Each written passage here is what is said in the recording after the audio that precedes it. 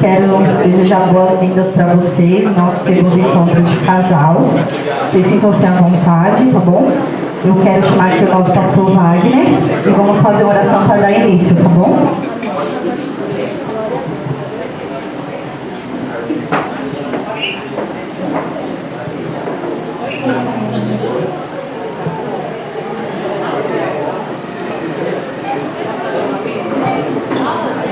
Paz do Senhor, pessoal, tudo bem?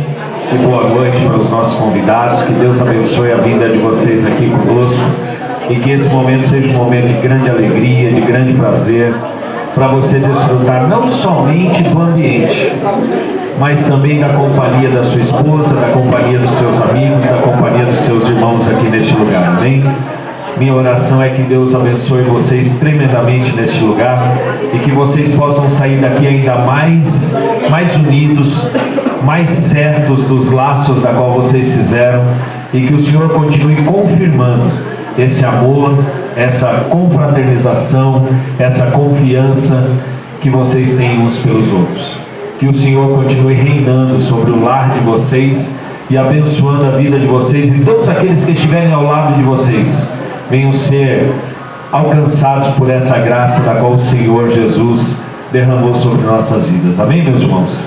Vamos ler uma palavra. Eu gostaria de ler uma palavra com os irmãos. Podem ficar sentados, tá bem? Diz assim em Colossenses capítulo 3, verso 14 ao verso 17. Diz assim: e sobre tudo isso, revesti-vos de amor, que é o vínculo da perfeição, e a paz de Deus, para a qual também fostes chamados em um corpo, domine em vossos corações, e sedes agradecidos. A palavra de Cristo habite em vós abundantemente, em toda sabedoria, ensinando-os e admoestando-vos uns aos outros, com salmos, hinos e cânticos espirituais, cantando ao Senhor com graça em vosso coração. E quando fizerdes por palavras ou por obras, fazei tudo em nome do Senhor Jesus, dando por Ele graças a Deus Pai. Esse é o compromisso da qual nós, como servos do Senhor, temos com Deus, de reger o nosso lar e conduzir a nossa família debaixo das mãos do Senhor. E que assim, Ele estando reinando em nosso lar, com certeza o Espírito Santo vai ter lugar para poder trabalhar em nossas vidas, para organizar as nossas vidas, para organizar os nossos sentimentos, para conduzir os nossos filhos, nossas esposas, as nossas vidas diante de um mercado de trabalho tão competitivo e que exige tanto de nós, mas que acima de todas essas coisas o Senhor possa ser glorificado através das nossas vidas e principalmente através do nosso lar. Que Deus abençoe a vida de cada um dos irmãos, que Deus abençoe a nossa noite aqui e que sempre venha assim uma noite marcante para cada um de nós, amém? Deus abençoe, meus irmãos.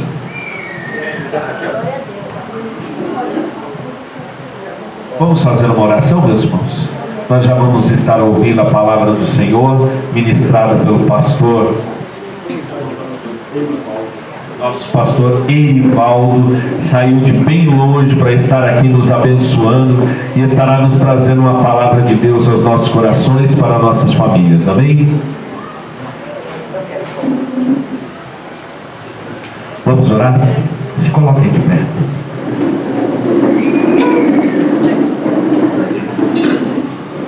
Pai eterno, maravilhoso Deus, que o Senhor possa nos dar um momento, ó Senhor, de crescimento através da sua palavra, e que teu Espírito Santo, ó Senhor, venha conduzir, ó Senhor, as nossas vidas e fazer com que a sua palavra, ó Senhor, venha a ser gravada na tábua do nosso coração. Em nome de Jesus, ó Pai, que o Senhor venha ter liberdade, ó Deus, neste lugar, ó Deus, para trabalhar sobre a vida de cada um dos teus filhos que aqui estão, ó Pai. Pessoas, ó Deus, da qual entregaram as suas vidas, seus lares, ó Senhor, em tuas mãos, e quero, ó Senhor, ouvir a tua palavra para assim poder conduzir melhor as suas vidas. Em nome de Jesus, ó Pai, é o que nós te pedimos e te agradecemos. Amém, Senhor. Amém. Pastor Erivaldo.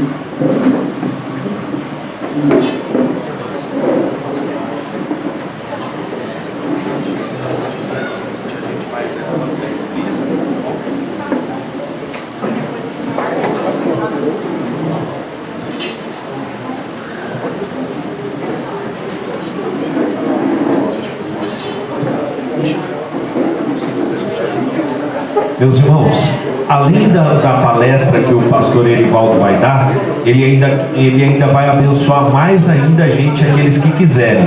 Ele trouxe a apostila dele, da qual ele vai estar ministrando para a gente, e tem mais coisas ainda na apostila. Ou seja, é uma bênção, porque a gente vai poder levar para casa a palavra do Senhor na íntegra, porque a gente esquece, mas papel não esquece. Papel não esquece. Então, os irmãos que quiserem, ele trouxe, ele vai fazer um preço bem bacaninha, tá R$15, pastor? R$15 a apostila, tá bom? Cheia de conhecimento, bem organizada, bem palestrada, para que a gente possa crescer no nosso lar e continuar aprendendo. Olha aqui, irmãos, tá bom? Os irmãos que quiserem depois, ele aceita Pix, cartão de crédito não, né? Pix, tá bom, meus irmãos? Deus abençoe.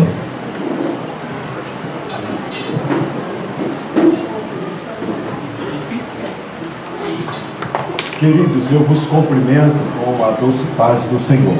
Amém.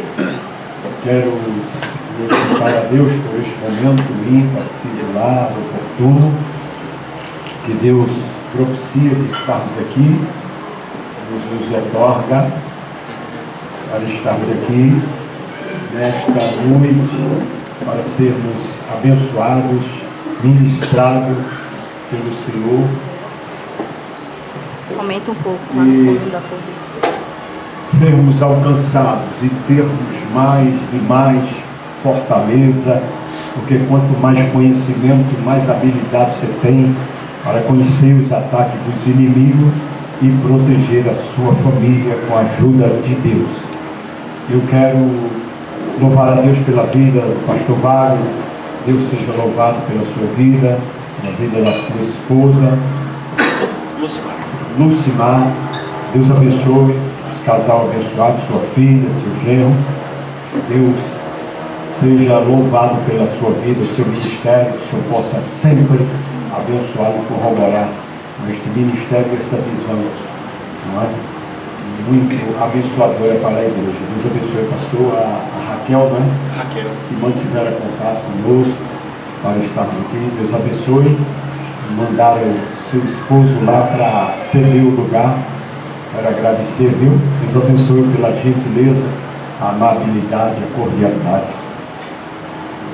Eu quero, de antemão, como o pastor já fez aqui uma alusão, já endossou, além desse escrito, dessa apostila sobre casais, eu escrevi para obreiros, falo desde o cooperador pastoreiro, escrevi sobre escatologia, falando sobre sinais do mundo social, moral, físico, político e religioso. Escrevi para jovens vos escrevi por pessoas fortes, falando sobre namoro, noivado e casamento. Escrevi sobre o Espírito Santo, a ação do Espírito Santo nas verdades velha e neotestamentária, Antigo e Novo Testamento. Escrevi sobre o tabernáculo, eu falo sobre o crente no átrio, no santo e no santo santo. Escrevi sobre evangelismo, temos também apostila sobre evangelismo, e sobre o paradoxo da carne e do espírito. Eu falo sobre a guerra, o combate, o conflito de Gálatas 5:17, que diz que a carne luta contra o espírito luta contra a carne, estes se opõem um ao outro para que você não faça o que você quer.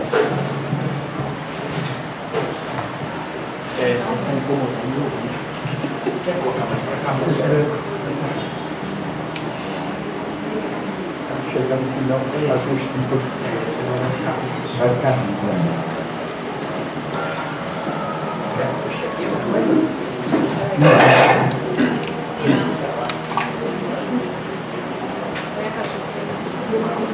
Aqui.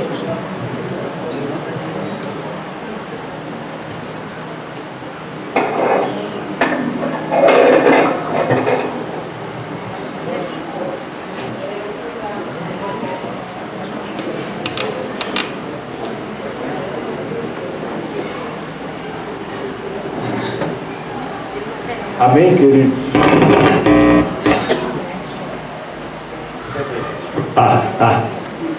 Amém? Estão me ouvindo bem? Agora sim. O som estava vindo todinho para... Eu ia chegar no final da palestra sem os tímpanos. Só Jesus. Mas... Então, queridos, eu tenho 7 escritos, 8 escritos de casais. E se os irmãos sentirem no final, desejarem abençoar o nosso ministério, nós trouxemos pouco, viu, os exemplares de casais e os outros, muito pouquíssimo mesmo. No final, se você sentir de Deus, de levar, vocês estarão abençoando as nossas vidas. Amém? Amém? Amém. Deixa eu contar aqui e explicar, porque vocês devem estar olhando para o meu, né, ministrante casal. Está aqui sem a esposa e sem a aliança. Em 2021, permita, pastor, eu fui acometido pelo vírus, eu e minha esposa, fiquei muito mal, 70% do pulmão infectado e precisei ser internado. Eu vou ser muito longo, não vou contar para ganharmos tempo. E internei numa sexta-feira e deixei minha esposa em casa boa, fez o teste, deu negativo, tinha tomado a vacina, não tinha tomado nada. E fui na sexta, eu só deixei ela tossindo, ela estava com uma tosse. E me internei na sexta, passou o sábado, no domingo ela internou. E eu não sabia da internação dela. Os médicos pediram para os meus 3 filhos para não avisar. Eu perguntava para ele e eles não falavam. Quando eu saí depois de 9 dias, esse vírus me causou uma embolia pulmonar. Eu achei que eu ia voar, eu estava muito ruim. Mas Deus me recuperou e depois de 9 dias eu saí bem debilitado, a saturação ainda baixa. Quando eu cheguei no estacionamento, meus 3 filhos estavam lá e a primeira pergunta foi essa: e a mãe? E eles me responderam: a mãe está internada, entubada. Aí quase que eu vou também. Comecei a chorar, fraco, chorei, meus filhos me consolaram, disseram: vamos para casa, pai. E me trouxeram para casa e eu fiquei em casa me recuperando e orando todo dia à tarde, antes do médico ligar para dar notícia. A gente ficamos em oração e clamor, mas aprove o Senhor, dia 23 de julho de 2021, promover minha esposa para o paraíso.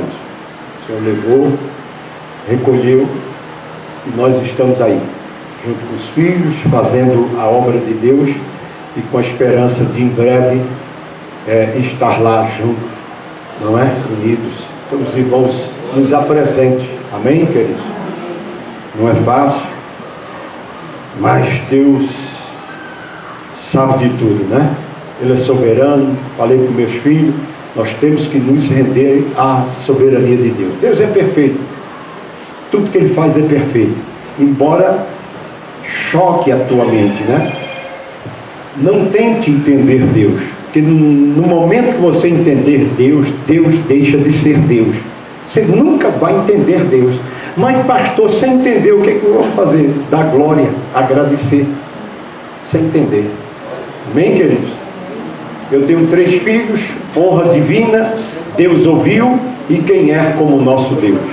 Quando minha esposa ficou grávida pela primeira vez, eu disse para Deus: se o Senhor me conceder um homem, eu coloco honra divina, Magdiel, que no hebraico quer dizer honra divina.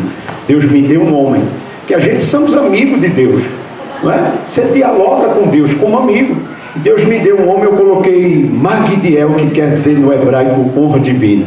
Na segunda gravidez eu disse: Senhor, me deu uma moça para fazer o casal. Se o Senhor me conceder, eu coloco Deus ouviu. E Deus me deu uma moça, eu coloquei Elisama, que no hebraico quer dizer Jeová ouve. Na terceira gravidez eu disse: Senhor, basta uma moça, me conceda mais um moço para ficar uma rosa no meio dos cravos. Basta uma, tá bom? Se o Senhor me conceder mais um homem, eu coloco quem é como o nosso Deus.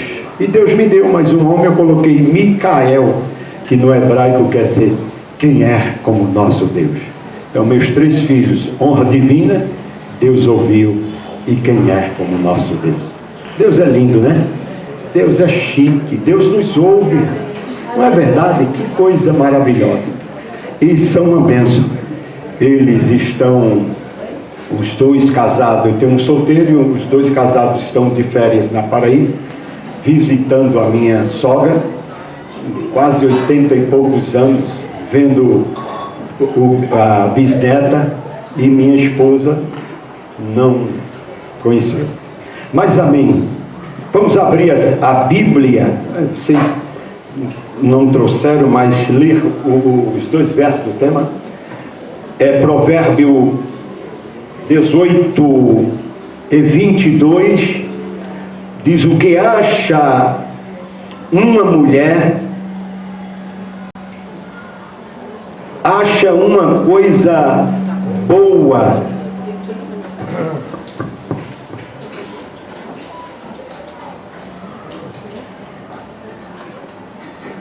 e alcançou benevolência do Senhor. Capítulo 20, verso 6 diz: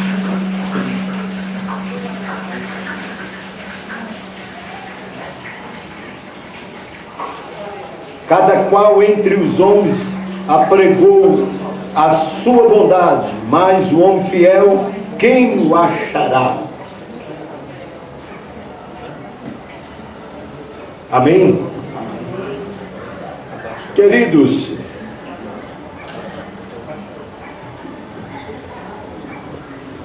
observando já estes 2 versos, nós vamos identificar claramente que casamento é uma procura. Que os dois versículos, nós encontramos o verbo achar, não é? Tanto da parte do homem como da parte da mulher. Então, o casamento não é aquele momento que o jovem ou a moça fica orando e esperando cair do céu o esposo ou a esposa. À luz de Provérbio, observe que é uma busca incessante, não é? Todos vocês que estão aqui buscaram e encontraram o seu cônjuge. Então, casamento individualmente é uma escolha, não é? Casamento individualmente é uma escolha. Todos vocês que estão aqui escolheram, não é? O vosso cônjuge, o esposo escolheu a esposa escolheu. Os pais não, antigamente existia, né? Que esse tempo que os pais que escolhiam para os filhos. Hoje não. Nós vivemos numa época pós-moderna e vocês, os filhos, são os que escolhem o seu cônjuge. Então, você bateu os olhos e escolheu a sua esposa, o seu esposo. Como diz aí fora, não é? A sua cara metade, ou a sua costela. Para o homem é costela, para a mulher, não é? É o corpo. Interessante que Deus é tão lindo, Deus é tão grandioso, que Ele já sabia que a gente iria viver e passar por um tempo tão pernicioso, tão diabólico como esse, de deturpação do ser humano, pastor, que Deus até na própria formação do homem, quando você ler Gênesis 2:7, você encontra Deus formando o homem, só que os versículos antes, não é? No capítulo 1, se não me foge a memória, o 26, ele diz assim: façamos o homem.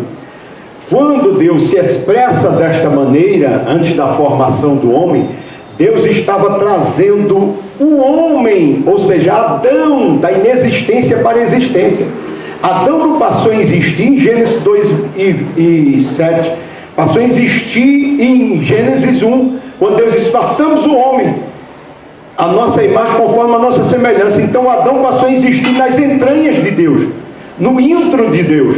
Então quando Deus, no capítulo 2, vai formar o homem, e a etimologia da palavra hebraica para a formação do homem é bama, que quer dizer formando lentamente.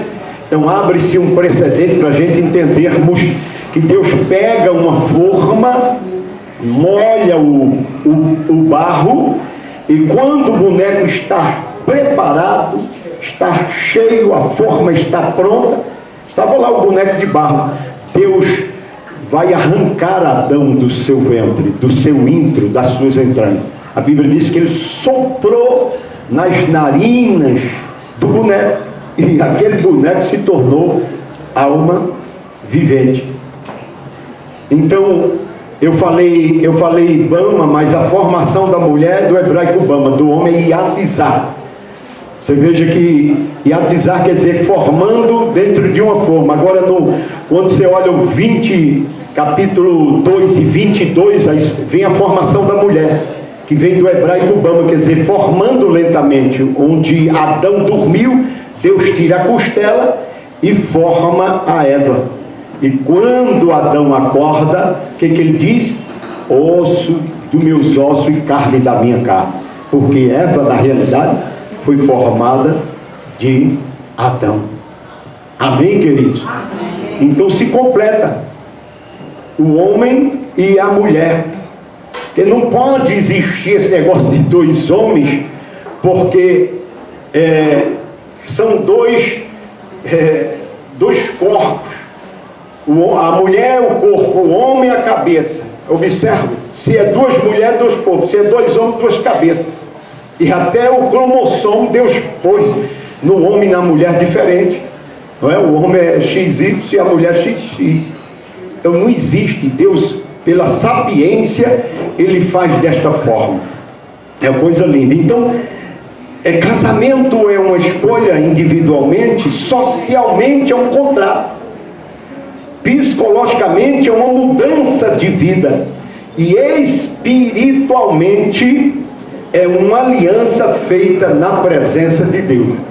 Então casamento, para vocês memorizarem isso, individualmente é uma escolha, socialmente é um contrato, psicologicamente é uma mudança de vida, e espiritualmente é uma aliança feita na presença de Deus. Amém? Então, queridos, eu quero fazer conexão destes dois versos de Provérbio a uma parábola no Novo Testamento muito interessante, não é? Uma parábola no Novo Testamento fala, vocês não se assustem no começo, depois vocês vão entender. Eu creio que alguém pode até falar, dizer, pastor, o que tem a ver?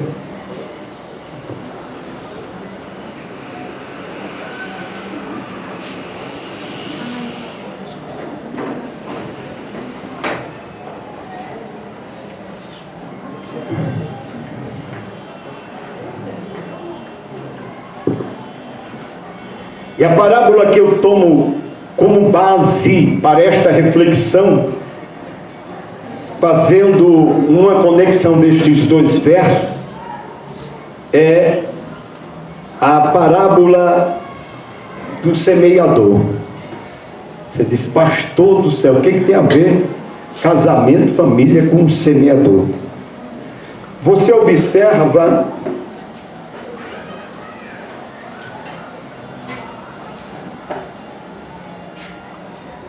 eu não vou ler para ganhar tempo, mas vocês observam que a Bíblia narra esta parábola nos 3 evangelistas do Novo Testamento: Mateus, Marcos e Lucas.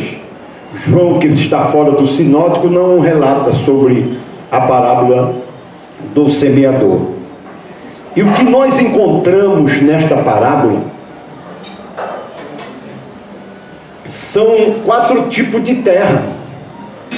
A primeira terra, eu não posso errar na colocação da ordem, mas é uma terra à beira do caminho, cheia de espinho, e uma terra cheia de pedregais. E a outra terra boa.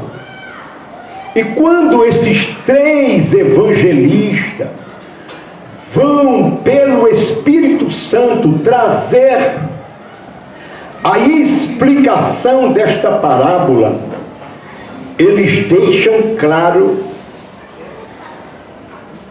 qual é a característica da terra boa. Porque Mateus, quando ele explica sobre a terra boa, ele diz assim, que a terra boa é aquele que ouve e entende. Olha que coisa linda. Então, a terra boa é aquele que ouve e entende. E isso tem tudo a ver com família, né? Ouvir, escutar, e para entender tem que estar desatrelado, né? Permitir que a sua mente seja cativa à sua esposa, para entender. Já Marcos diz que a terra boa é aquele que ouve e recebe. Já ele fala diferente de Mateus. E Lucas diz que a terra boa é aquele que ouve e guarda. Está lá depois, se vocês quiserem anotar. Mateus está na apostila. Mateus 13, 23, Marcos 4 e 20 e Lucas 8 e 15. O que é que o Senhor está dizendo com isso, Pai?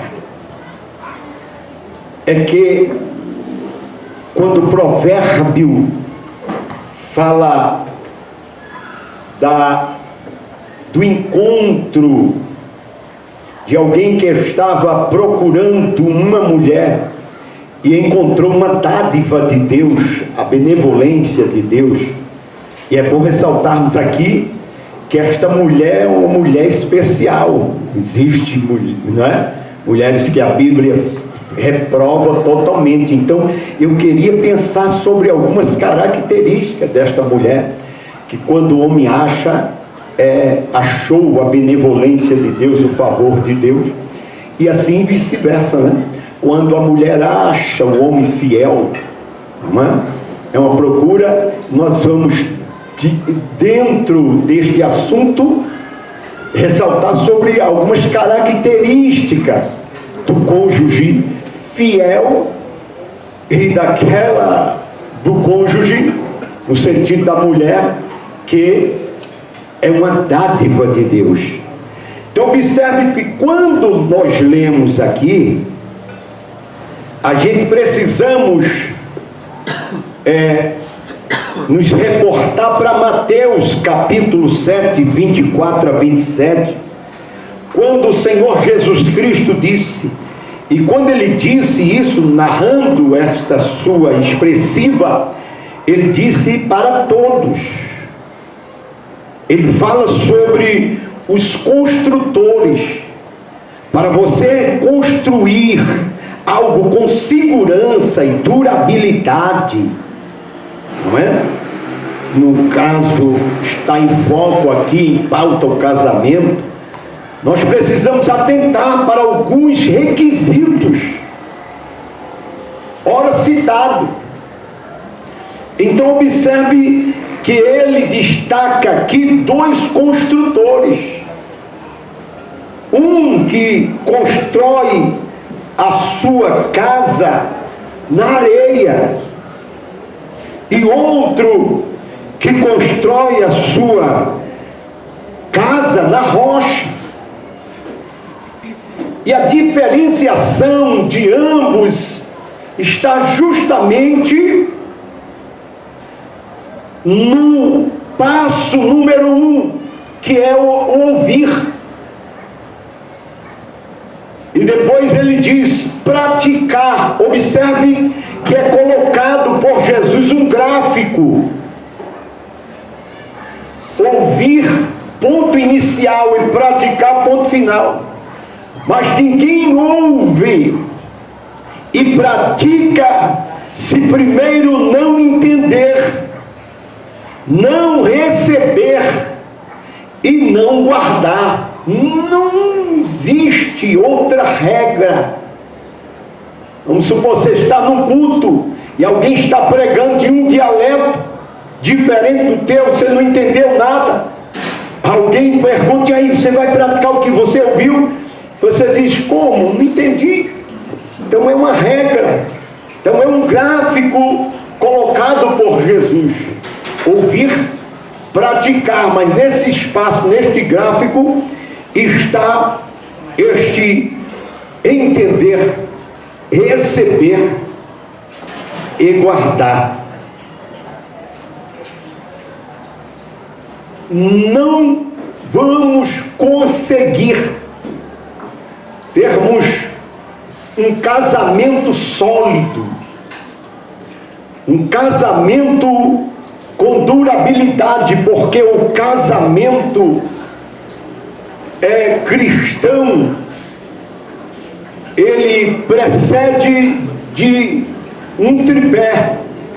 Primeiro vocês conheceram, foi o espiritual, primeiro pé do tripé, depois o social e terceiro o físico. O mundo lá fora começa com o físico, com o último. E é por isso que vocês se deparam com mãe solteira e não procuram pai, filhos órfãos de pais vivos. Mas aqui dentro não. Há um princípio estabelecido por Deus. Então nós precisamos atentar para isso. O ouvir é indispensável. É uma das primeiras características de um homem fiel, de uma mulher que tem um sabor de dádiva, de benevolência, como diz o sábio Salomão. Então precisamos atentar para isso. Nunca nos esquecer que precisamos ouvir. Deus nos deu 2 ouvidos para ouvir mais do que falar. Fale menos, escute mais. Mesmo que se o seu cônjuge seja com temperamento fleumático, introvertido, ele tem algum questionamento, você se senta com ele, diga alguma coisa, fale alguma coisa, que eu quero te ouvir. E quando não atentamos para isso, é óbvio que este casamento não terá durabilidade e segurança. Há um psicólogo norte-americano que diz que a voz da mulher tem um som sonoro e traz muita canseira, enfado e sono. Mas você tem que vencer isso.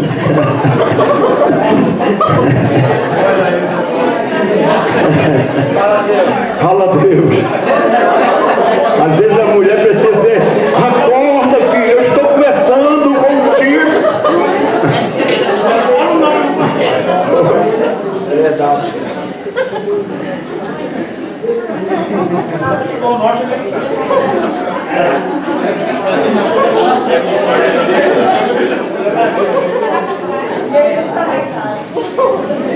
E é sério. Então precisamos nos desprender para ouvir.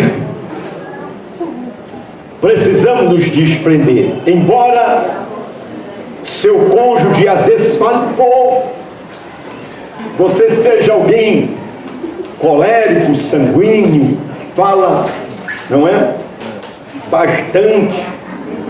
Porque uma estatística diz que a mulher, ela fala 1456 palavras por dia, enquanto o homem fala 459. Perdemos feio.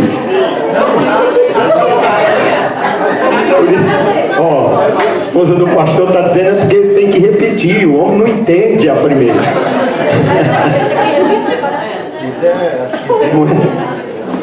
E aí chegamos a um consenso que Deus não criou Eva primeiro para não...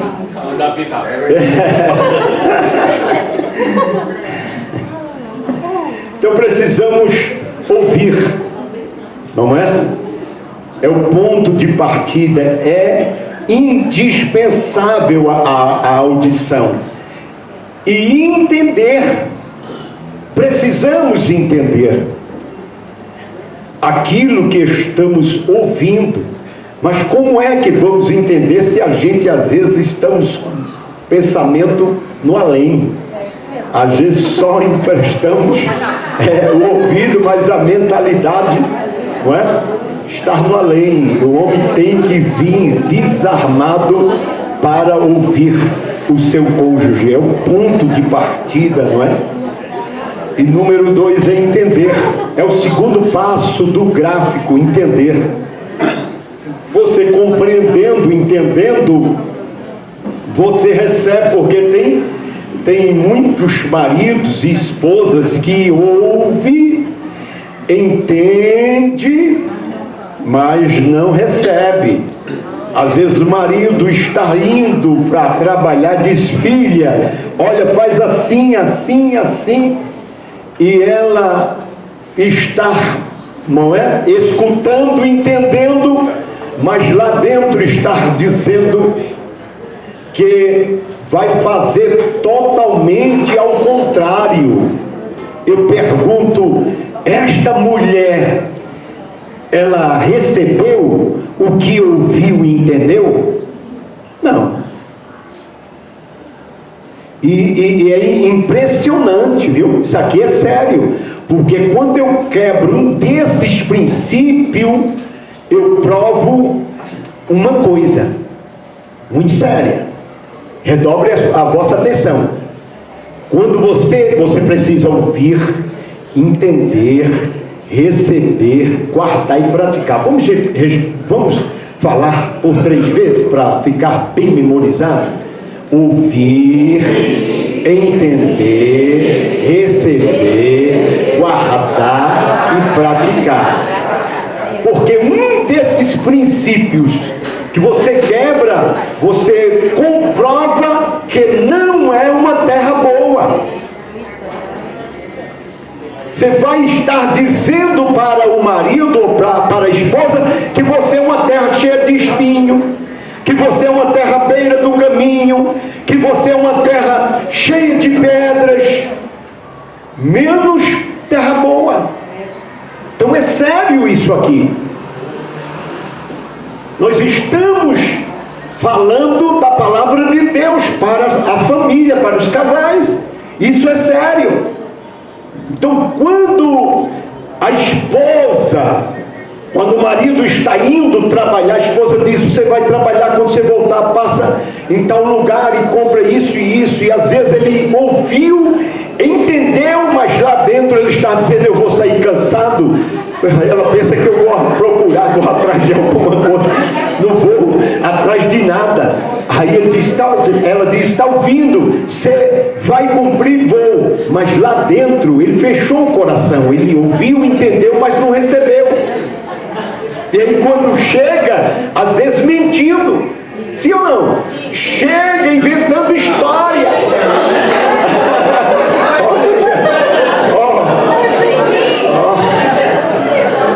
O negócio está apertado até. Entendeu, irmãos? É sério. E aí de repente você começa a criar.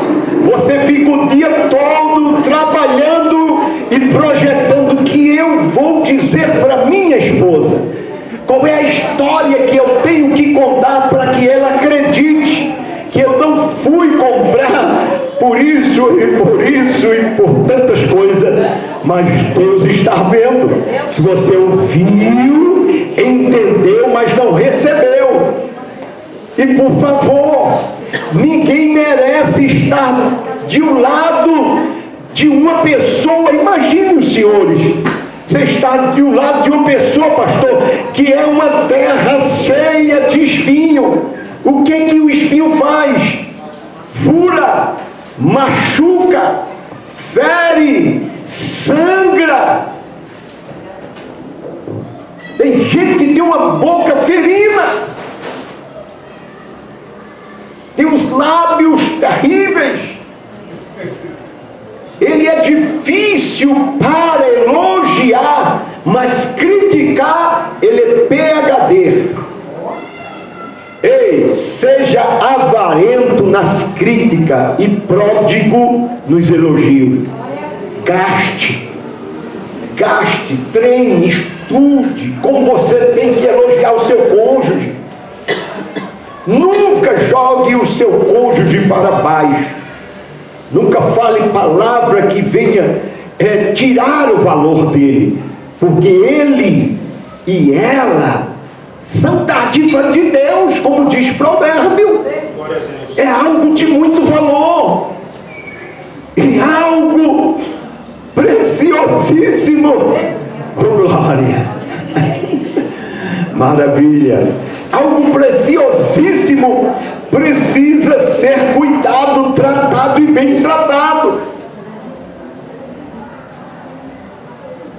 Então observe que você precisa provar isto todo dia. Que terra eu sou? Que terra eu sou? Será que quando eu abro a boca eu sangro a alma da minha esposa? Será que quando eu abro a boca eu sangro a alma do meu esposo? Então isso é sério, irmãos. Já pensou você andar em uma terra cheia de pedra? O que vai causar para você? Calo de sangue. Vai machucar seus pés, uma terra à beira do caminho. Então que nesta noite não tenha aqui, nós vamos trabalhar isso até o final. Terra boa ou estes outros tipos de terra. Você estar aí sentado já tirando o raio-x, dizendo, meu Deus, Deus já está tirando o raio-x. Eu não sou terra boa, eu preciso ser. Amém, queridos? Nesta noite, se você não é, você vai sair nesta noite. Então você precisa ouvir. E quando nós deixamos de ouvir,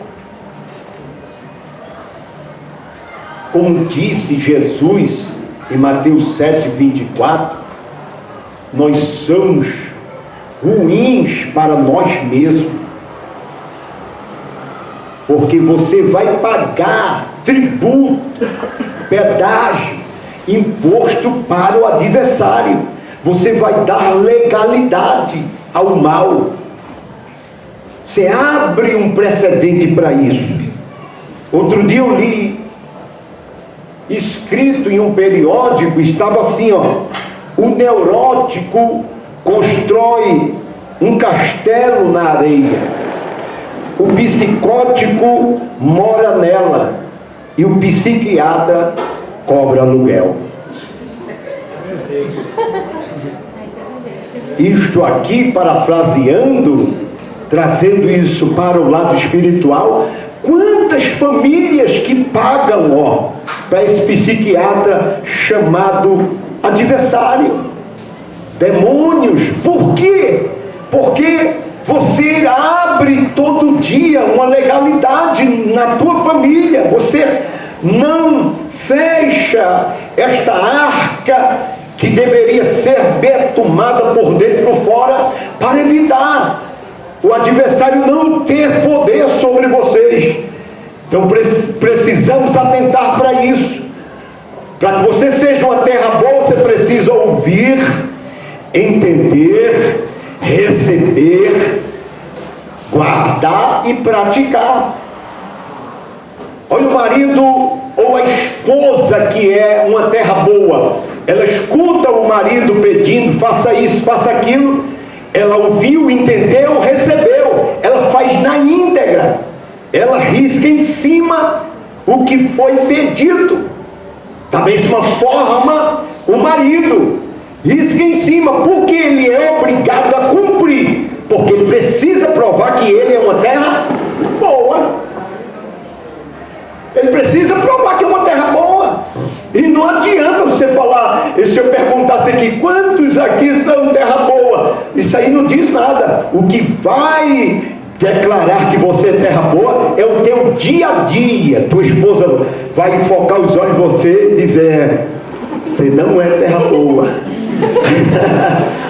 Você ouviu, entendeu, mas não praticou, não fez, não realizou. Por quê? Porque não recebeu e não guardou.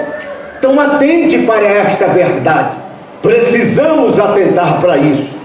E fica a pergunta nesta noite: que terra é você? Que terra é você? O pastor já perguntou aqui, então vou respaldar. Pergunta para o teu cônjuge: que terra é você?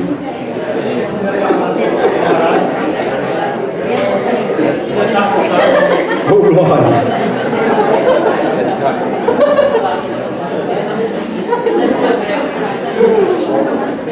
Agora, queridos, glórias a Deus. Se chegou terra nesta noite que não é boa, em nome de Jesus, vai sair terra boa. Vai ser adubado. Vai. Próprio Deus, não é? Colocou este ofício para Adão, e no capítulo 15 de João ele diz, quando Jesus disse: eu sou a videira verdadeira e o meu pai é o arador. Pronto, ele está aqui, vai arar e tirar os espinhos, aquelas terras que está cheia de espinho, de pedra, à beira do caminho, ele está arando. Permita ser arado por Deus. Diga: Deus, trabalha em mim, muda as minhas atitudes, muda os meus comportamentos, muda, não está certo, não está correto, porque a sua mente diz para você que você está errado. Nós temos, olha, a mente, que é o tribunal da alma. Ela não trabalha a nossa mente com poder executivo nem legislativo, e sim com o judiciário. A mente tem duas funções, ela trabalha com duas funções: a impulsiva e a discretiva. Ela te impulsiona para fazer, mas fique tranquilo, se você fizer algo errado, ela vai te ou absorver. Se fizer certo, ela te absorve; se fizer errado, ela te condena. E não adianta você ficar dizendo estou certo, às vezes na discussão com a esposa, ou a esposa com o esposo, mas a mente está dizendo que você está errado, puramente errado, totalmente errado. Então precisamos atentar para isso. E ainda dentro da palavra de Deus, quando nós observamos essas narrativas e essas características de um cônjuge como dádiva preciosíssima, caríssima de Deus, nós observamos que ele enfrenta, não é? Quando ele cumpre todos os requisitos bíblicos nas Escrituras Sagradas, desce a chuva, que simboliza o mundo, corre os rios e sopra os ventos, mas a casa permanece de pé. A casa, o lar, a família, o casal não vem à ruína. E a diferença está justamente aqui, porque ele procura atentar para fazer dentro dos conformes dos princípios bíblicos. Quando nós vemos em Mateus capítulo 5, o sermão da montanha, nós vamos encontrar Jesus citando outras características da terra boa, daquele cônjuge que é uma dádiva preciosíssima de Deus. Ele diz assim no verso de número 3: bem-aventurados pobres de espírito. Bem-aventurados pobres de espírito. Este pobre aqui tem tudo a ver com humildade. Não, eu consigo imaginar um casamento que sobreviva com soberba. Não consigo imaginar, porque este pecado chamado soberba foi o pecado que mudou todo o curso da história da humanidade. Ora, se mudou o curso da humanidade, não muda de um casal. Muda sim, destrói, traz ruína. O mal do querubim ungido, que os teólogos chamam síndrome de Lucifer, foi a soberba. Ele quis ser Deus. Ele não queria ser mais Xerox. Ele queria ser o original. Ele não queria ser servo, ele queria ser Senhor. Ele não queria ser a sombra, ele queria ser o promotor da sombra. Ele não queria ser o querubim, ele queria ser Deus. Ele não queria estar embaixo no jardim mineral. Ele queria estar acima. Chega de ser mandado, ele queria mandar. E aí Deus não permite ele entrar no céu para contaminar e quebrar a santidade do céu, porque há um hino que diz: no céu não entra pecado. Ele sobe em iniquidade e Deus lança ele de cima para baixo. E ele vai no Éden e tenta passar essa ideologia para Eva. E Eva está lá na porta do jardim. E por ser a mulher, o ponto fraco da mulher é a audição. Se fosse Adão que estivesse na porta do jardim, ele não usaria o mais astuto. O animal ele usaria o mais bonito, para atingir a visão, que é o ponto fraco do homem. E com uma boa conversa ele conseguiu arrancar, fazer com que a mulher desse ouvido à voz da serpente. E observe que esse pecado é tão rejeitado por Deus, chamado soberba, que Deus no Antigo Testamento coloca ele, a humildade, no número 1. Segundo o livro das Crônicas 7,14, a Bíblia diz: se o meu povo, que se chama pelo meu nome, se humilhar, orar, buscar e se converter dos seus maus caminhos. Por que Deus, humildade antes de oração, antes da busca, antes de se converter? Porque Deus sabe da gravidade do contrário da humildade, que é a soberba. Então Deus precisava priorizar a soberba. A humildade, ele diz: se o meu povo, que se chama pelo meu nome, se humilhar, então ouça nesta noite, marido e mulher e esposa, vocês não podem permitir que este veneno satânico chamado síndrome de Lucifer habite em vocês, que se norteou, mudou o curso da história esse pecado. Esse foi o único pecado que fez um homem passar por uma meia metamorfose e estar no campo meio homem, meio bicho.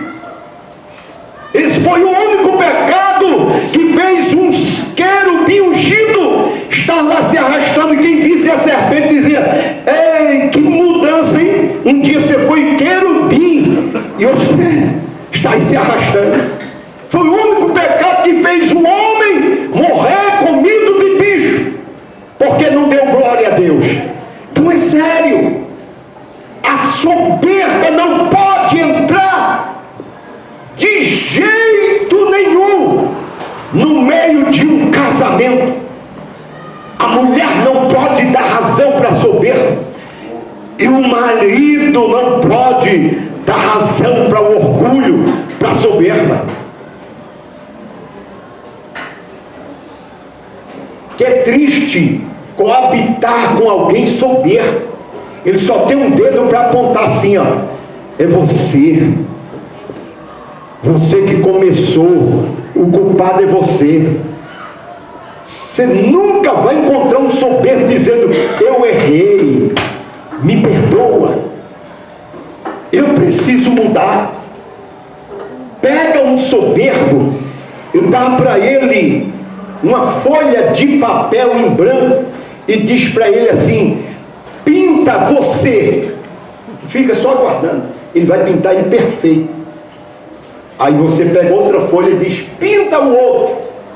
Ele pinta o outro com imperfeição. Ele não consegue ver defeito nele, ele só enxerga no outro. A mulher é que não presta, o marido é que não presta. Agora eu pergunto: qual é o mais fácil?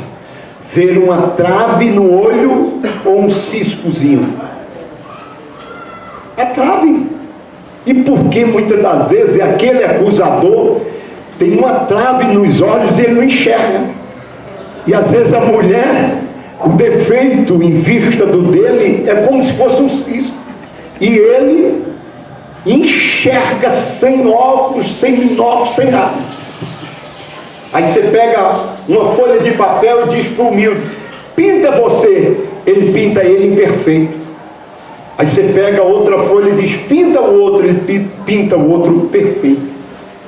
Isso está narrado. Jesus narrou a soberba no Novo Testamento e a humildade. Diz que subiam os dois para o culto, iam cultuar, adorar, fariseu e o publicano.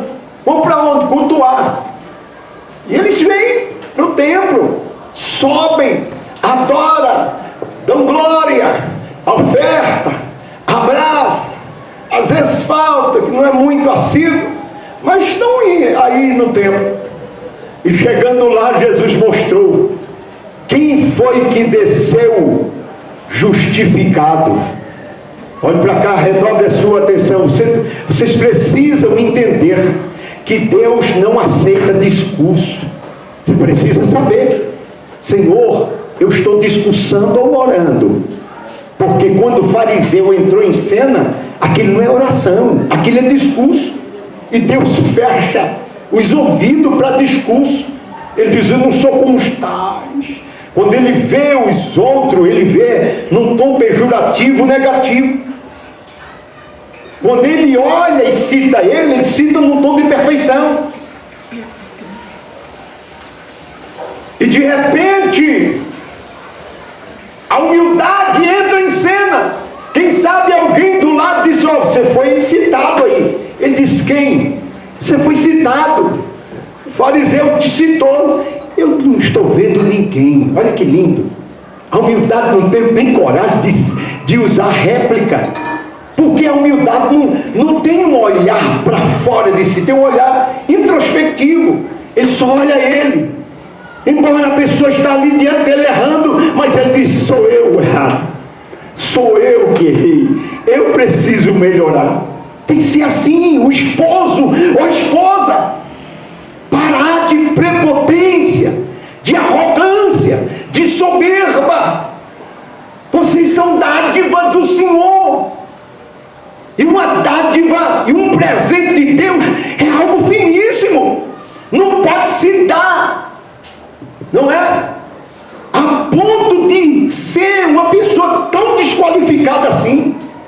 Que ser feio é para pessoas medíocres, é para pessoas pobres, não é? Desqualificada. Vocês são abençoados de Deus. Perder tempo com discurso. Vocês foram chamados para ganhar a guerra. Glória a Deus. Glória a Deus.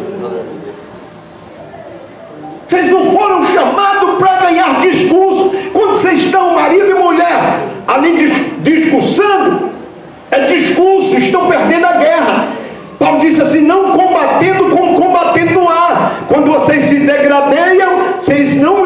acertando o alvo, estão errando e estão perdendo a guerra. Vocês precisam atentar para isso. Vocês precisam reconhecer, quando Davi foi levar comida para os seus irmãos no exército de Saul, o que aconteceu?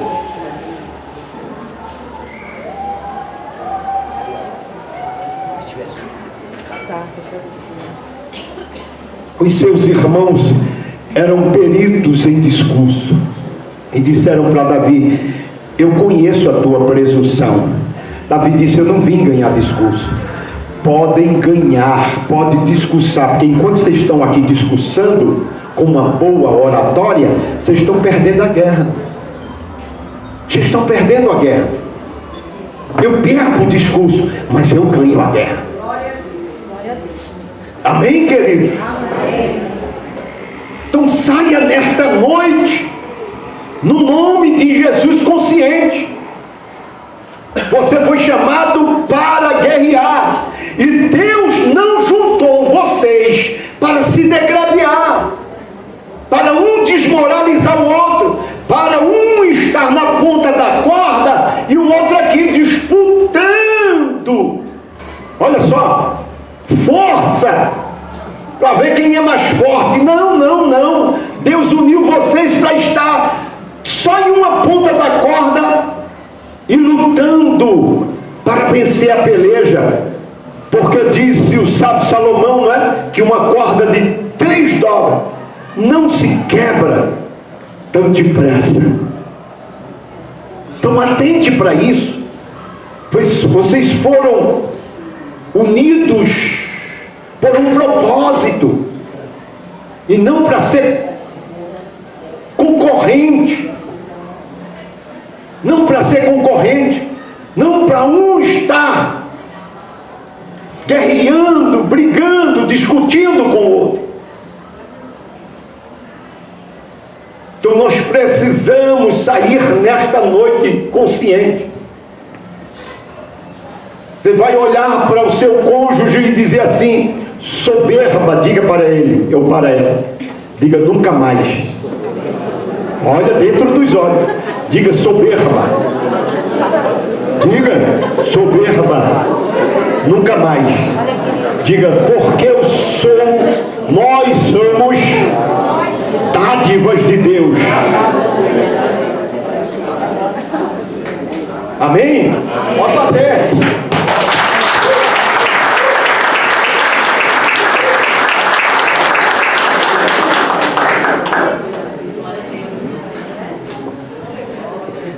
É sério, irmãos. E o que é humildade? É a virtude com que manifestamos o sentimento de nossa fraqueza ou de nosso pouco ou nenhum mérito. Humildade é a virtude ou a característica pela consciência das próprias limitações, modéstia. É a consciência dos erros, dos defeitos. Olhe para mim. Você, marido, e você, esposa, vocês saíram com defeito de fabricação. Todo ser humano saiu com defeito de fabricação. Como o senhor diz isso, pastor? Sim, nós somos os seres humanos bipolar. Amém? Preste atenção, redobre a sua atenção, olhe para cá. Nós somos os seres humanos bipolar. O único homem unipolar chama-se Jesus. A nossa fecundação foi iloplasmática. A fecundação de Jesus foi bioplasmática. Explica, pastor, que eu não entendi. Vou explicar. Nós fomos gerados pela matéria. Ilo quer dizer matéria. Por um contato de uma mulher com um homem que nos gerou. Jesus não foi gerado pela matéria, por um contato de um homem com a mulher. Não, não. Jesus foi gerado por obra e graça do Espírito Santo. Bio quer dizer vida. Então, quando eu digo que Jesus foi biogerado, ou seja, a fecundação dele foi bioplasmática, a nossa fecundação hiloplasmática, isso quer dizer que Jesus não foi gerado pela matéria, e sim pela vida. Então, logo, quando Jesus, observe que Jesus não foi auto e auto-tentado, não. Jesus não foi tentado de fora para dentro e de dentro para fora, não. Nós somos tentados de dentro para fora e de fora para dentro. Paulo disse, há uma lei dentro de nós. Logo, o que corrobora com isso? O que eu disse, que nós saímos com defeito de fabricação, ou seja, Deus nos fez com esses dois polos. O polo negativo do pecado e o polo positivo da santificação. Nós somos bipolar. Quando uma criança nasce, ela não nasce santa e nem pecadora. Sim, pastor, ela nasce neutra. Embora tendo os dois polos, ela está desatualizada.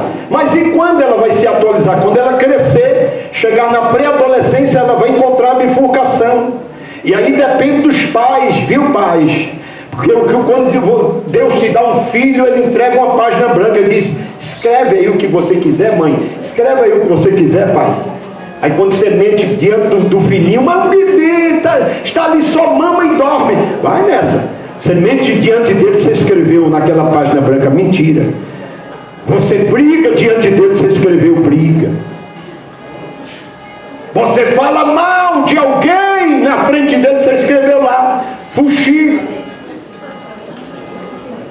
É sério, é uma página branca. Os judeus levam isso tão a sério que a criança no ventre da mãe, eles já começam a escrever positivo. Todo dia lê a Torá para a criança. Alguém diz, perdeu o juízo, lendo para um feto, está lá na barriga. Não, ele sabe mais do que você. Quantas vezes você parou na barriga da tua esposa para ler a Bíblia?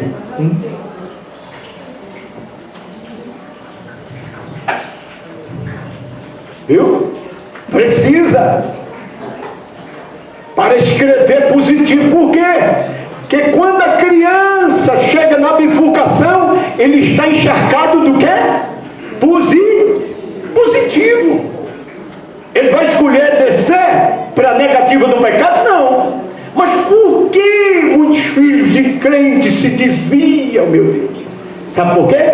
Que o pai e a mãe dizem, é criancinha, não tem problema não, e joga só negativo. Fica aqui diante do desenho de animado, para dizer diabólico, animado. Fica aqui, você vai assistir, fica aqui. Aí o que está sendo escrito naquela página branca?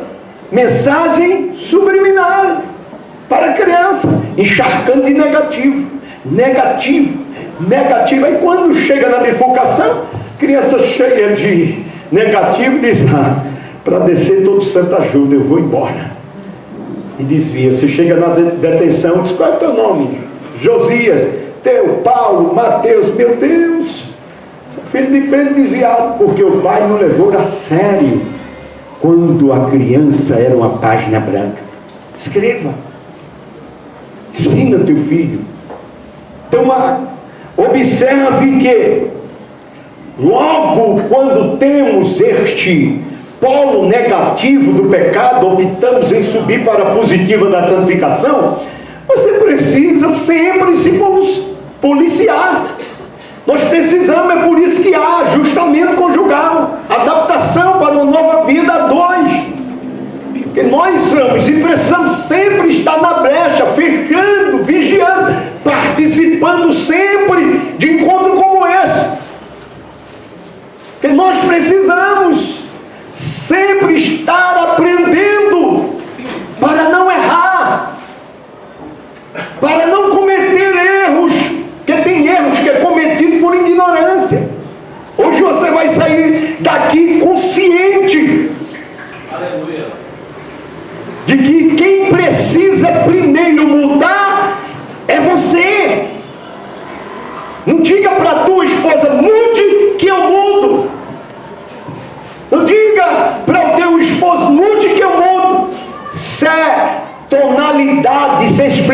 ele soberbo.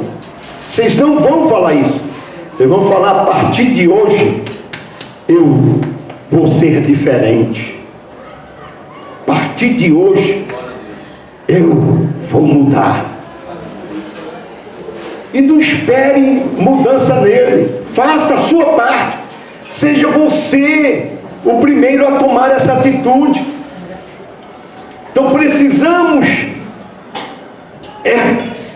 sermos desprendidos de tudo e abertos para aprender sempre. Não se considerar o dono da verdade. Oh meu Deus do céu! Eu encontro nesta minha andança tantos maridos e esposas soberbos. Tantos. Eu tenho um casal que infelizmente ou felizmente é meu irmão, com uma esposa, e essa esposa dele, ninguém precisa de um inimigo do lado, que ou mulher para desmoralizar na frente de todo mundo. Às vezes, quando meu pai estava vivo, a gente sempre se reunia com a família na sala e ela falando mal. Um dia minha filha não aguentou, disse: tia, para! Você quer amar a sua vida e seu casamento? Marido e mulher, não fale publicamente mal do seu cônjuge. Pelo amor de Deus, isso é feio, isso é ridículo, isso é o máximo. Você tem do lado uma pessoa inimiga. É como aquela mulher que o marido dirigindo, ela aqui, ó, faz isso, dirige bem, olha lá, e sabe aquela perturbação, a mulher, cuidado, você é agitado, não é? Você é isso, você é aquilo. Aí passou em um guarda rodoviário, o guarda parou e disse: vou lhe multar, o senhor cometeu uma infração. E ela: está vendo, seu guarda, eu venho avisando o caminho todo. Ele é desobediente, ele é ignorante, ele não escuta. E começou a falar. O guarda olhou e disse: moço, não vou te multar não, porque você já tem uma multa eterna.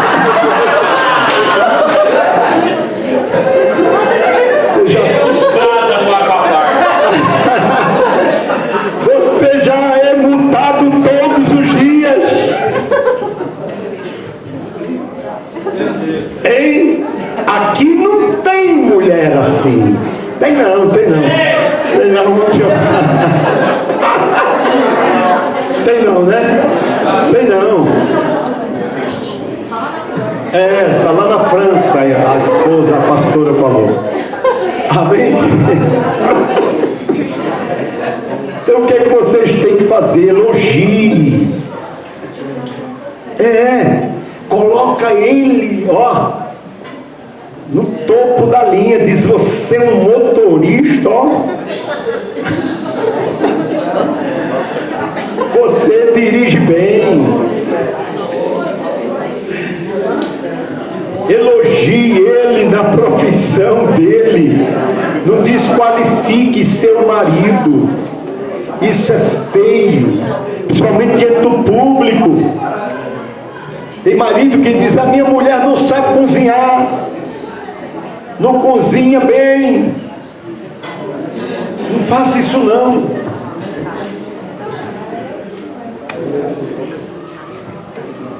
Amém, queridos? Deus fala. Deus brada. Deus brada. Glória.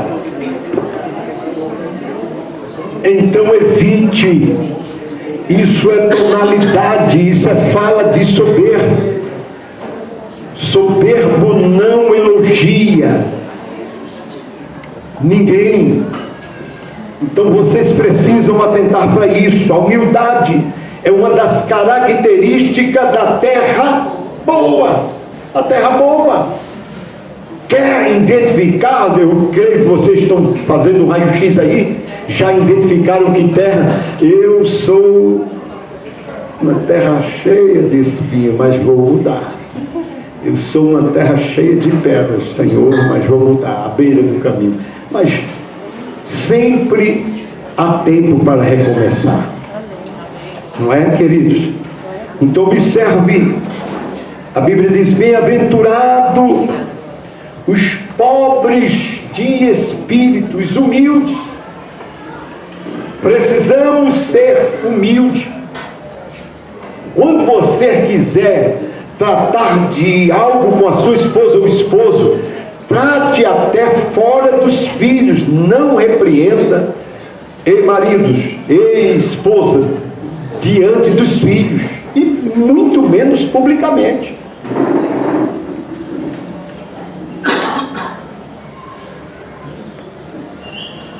Conheço uma esposa que ela reprova, ela começou a dirigir agora, e ela teve a petulância de dizer que quem dirige na rodovia melhor é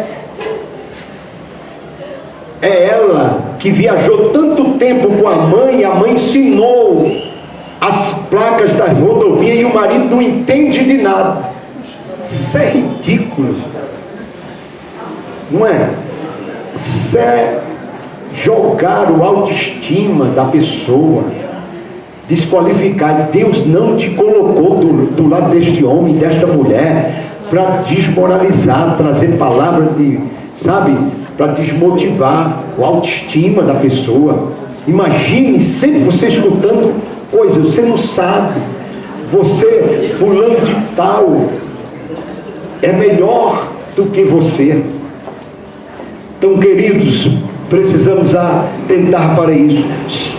O verso 4 diz assim: bem-aventurados que choram, porque serão consolados.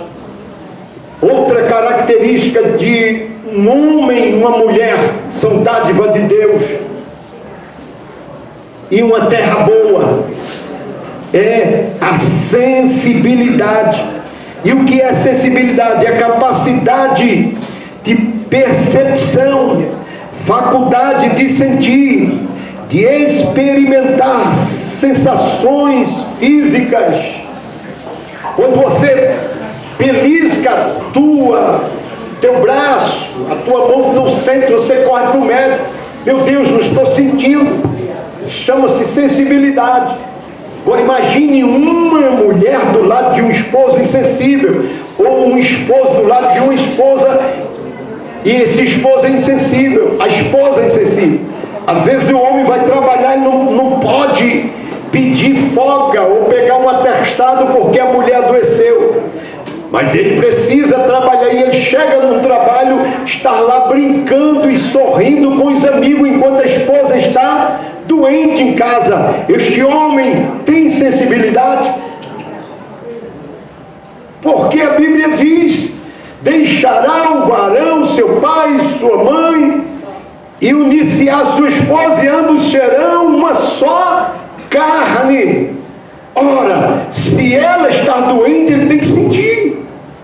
É obrigatório ele sentir a dor da esposa, porque eles são uma só carne. Agora fica lá brincando, não é como se estivesse tudo bem. O marido que tem sensibilidade, ele pede ao chefe e diz: patrão, ô chefe, o senhor permite eu ligar? Minha esposa ficou doente. Amor, está chegando 5 minutos para tomar o remédio, não esqueça. Isso chama-se sensibilidade. É um homem sensível. Eu creio que todos aqui, procedem desta maneira. Amém? As mulheres confirmam? Digam glória. Olha, bênção. Maravilhas, queridos. Então precisamos sentir que hoje parou um pouco, mas há um tempo atrás estava existindo uma pandemia de suicídio. E às vezes o marido se matava e a esposa dizia: meu Deus, não sabia que ele estava sofrendo. Isso é um absurdo. Você está lá do lado da pessoa, dormindo do lado e não perceber. Que o marido conhece quando a esposa não está bem. E a esposa conhece quando o marido não está bem. Chama-se sensibilidade. Aí de repente não sabia. O marido desenvolveu uma ansiedade, um estresse, chegou à depressão.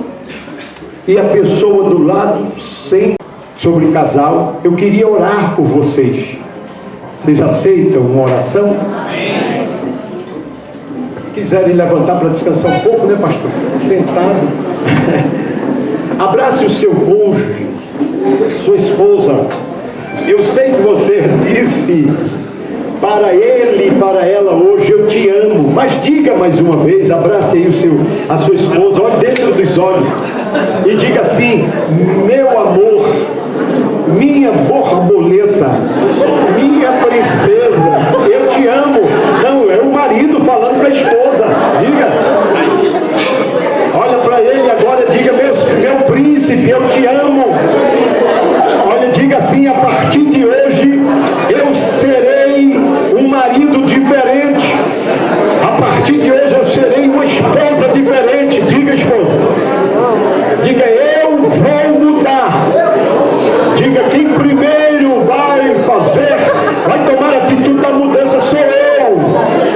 Amém? Como prova de que eu sou uma boa